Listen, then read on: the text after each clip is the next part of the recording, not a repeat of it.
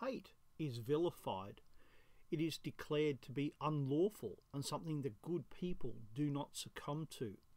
Ironically, hate is hated. Why is a normal human emotion hated? Is it possible that can be eradicated? The short answer is no. So what is hate? My Heinemann Australian Dictionary, 1976, defines it as hate, to have a passionate or strong dislike for someone or something. Seems pretty straightforward, but as we'll see, it's not quite as straightforward as it at first appears. Increasingly in popular culture and in law, hate has come to have a very broad definition. It even has multiple names: sexism, racism, homophobic, Islamophobic, amongst other terms. But in the end, they are all called hate, even when the words used make no sense. Someone who is phobic has a fear. Being scared doesn't mean that you automatically hate. One can lead to the other, but they are not automatic. But as most people have noticed, words mean what liberalism want them to mean, which leads me to another feature, which is how all kinds of activities are described as hate. Critics and criticisms, opinions, advice, names, nasty names, have all been described as hate. The list of things that are supposed to be hate just keep growing. But something that you may have noticed is that the things that they hate, they continue to hate. They hate me as well as you. They hate the things that we love and the things that we want.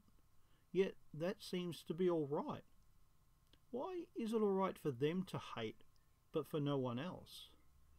Because they believe that they are creating a new and better world with new and better people. People who are beyond feeling human emotions like hate. They are not simply new, they are new and better. People who have been perfected, people who will be able to get along with anyone and everyone. They will exist within a society without conflict, because perfect people do not lower themselves to such things.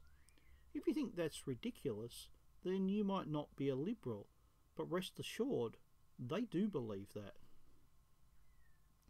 Which means that hate gets in the way of creating these perfect people, which leads to another thing that they believe, that what we say influences what we think.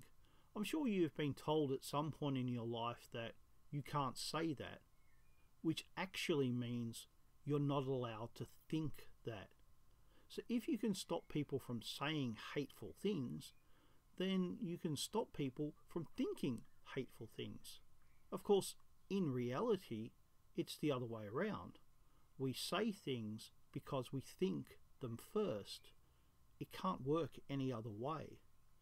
But in one way, what they see is true. People censor themselves. We all know it. We even do it ourselves.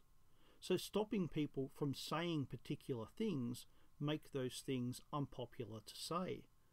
However, liberals also find it frustrating, as no matter how unpopular these things are, people do keep saying them. Don't these people know they've lost? What liberals think they are seeing and what is really happening are two different things. Liberals believe that human nature is changing, that people are becoming less hateful. But in reality, what is happening is fashion. Speech, like clothes, go in and out of fashion. Today it is unfashionable, but that will not always be true. Human nature will take care of that.